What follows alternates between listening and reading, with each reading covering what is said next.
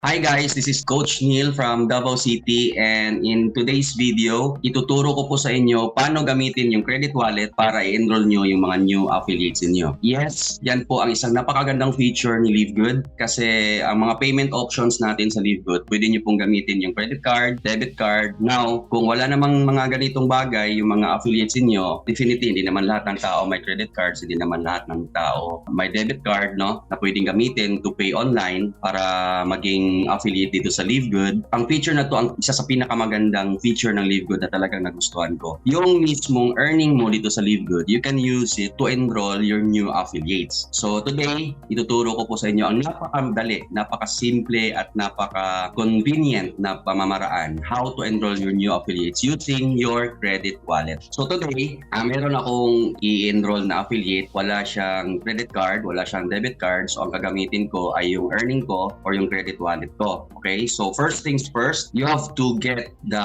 email address ng new enrollee or yung new affiliate kasi pa new affiliate ka, dapat naka-pre-enroll ka na sa link ng sponsor mo, no? So pag naka-enroll ka na sa link ng sponsor mo, that for free, pwede na nating i-open yung pre-enrolled account ng affiliate. Kahit sino pwede na maka-open nun, especially also yung nag-enroll. So ang kukunin lang natin is yung information ng enrollee. So ang pinaka-importante lang, as you can see here on my screen, meron tayong details dito. Ito yung details ng new enrollee. So ang kukunin ko lang ay kailangan ko lang yung email address niya na naka-enroll doon sa link ng sponsor niya, and then we will go to this website. Ito yung isang website na ginawa din ni LiveGood that all pre-enrollee accounts pwede mong i-open dito. It's called the securemyposition.com. Lalagay lang natin yung email niya dito, click the view my team button. So as you can see, ito na yung account ng bagong enrollee. So ngayon, ang next nating gagawin, kukunin natin yung info niya. So punta tayo sa my info, and dito makikita mo yung ID number. Kasi yung ID number po sa LiveGood, unique yun for a specific affiliate. So wala po yung kaparehas. So yun yung pinakasigurado na information para pag i-activate natin yung account, siguradong yung pre-enrolled account niya ang ma-activate natin. So copy-paste natin to. Okay, ginagawa ko, nilalagay ko siya dito. Sa sticky notes ko, nandyan yung information niya. Kasi yung lahat na information niya mamaya guys, kailangan natin yan to complete the process. Okay, so ngayon meron na tayong ID number nitong enrollee. All we have to do is log out from this. Kailangan ko lang pumasok sa account ko kasi yung credit wallet ko ang gagamitin ko to activate this account. Puntahan lang natin yung my earnings, yun nga kasi yung earnings ko ang gagamitin to activate this account. Punta tayo sa credit wallet. As you can see, yan yung balance ng credit wallet natin. So put the ID number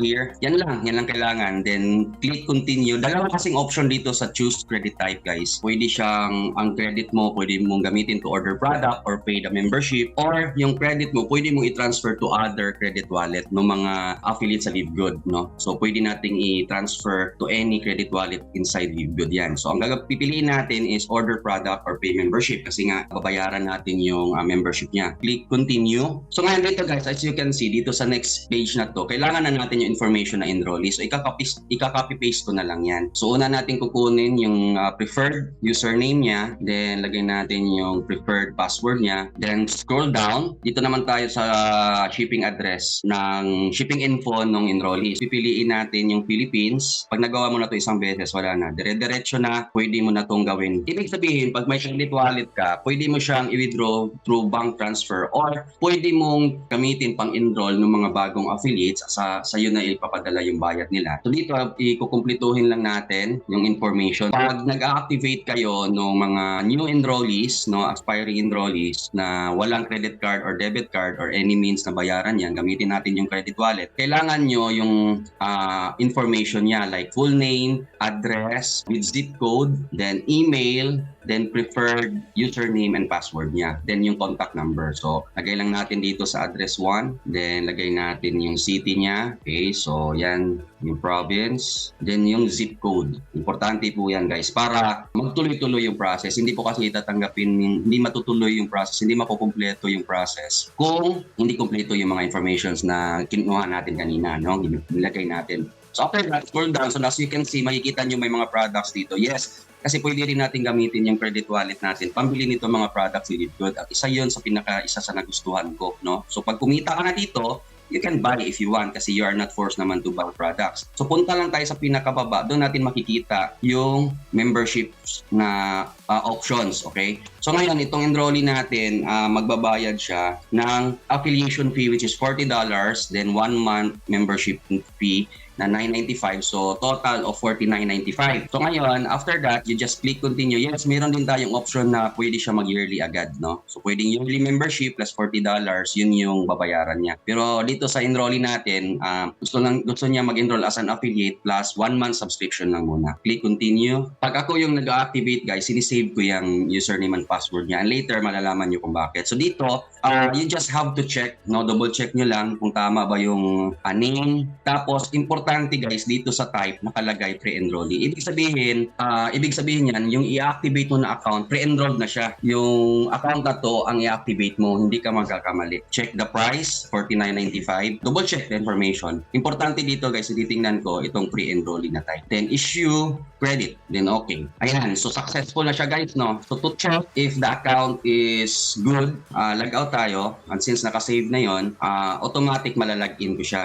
Yan, so ito na. Activated na yung account na, as you can see, nakalagay na dyan, may message na dyan na the account owner is in control of her account na. So ngayon, kung napapansin niyo na-open ko yung account, right? Kasi yung preferred password niya, pwede niyang i-change yon later. So ginagawa lang natin to para after ko to ma-activate, ipapakita ko sa kanila itong screenshot nito na talagang tapos na yung process. Okay? Parang proof siya na inactivate ko na talaga. Tapos, i-check ko lang ulit yung information niya. Yan, my info. So, same. Di ba? Ayan. Tapos, importante kung sino yung enroller. So, nakalagay din dyan, hingin natin yung enroller niya. So, yan, tama yung enroller. So, okay na to guys. Ito yung maganda sa LiveGood. Marami tayong option dahil sa kagandahan ng system niya. So, yun nga, isa sa pinaka-nagustuhan ko, yung credit wallet na gagamit natin to pay the enrollment, to buy the products, no? Binigyan tayo ni LiveGood ng trading inside the system. Yun yung pinakamaganda doon. So, very convenient siya. So, even if yung mga pwede mong imbitahin na maging affiliate dito at mag-enroll dito sa LiveGood, wala sila nung means nung pagbabayad ng enrollment like credit card or debit card, walang problema. Kasi kung wala ka namang credit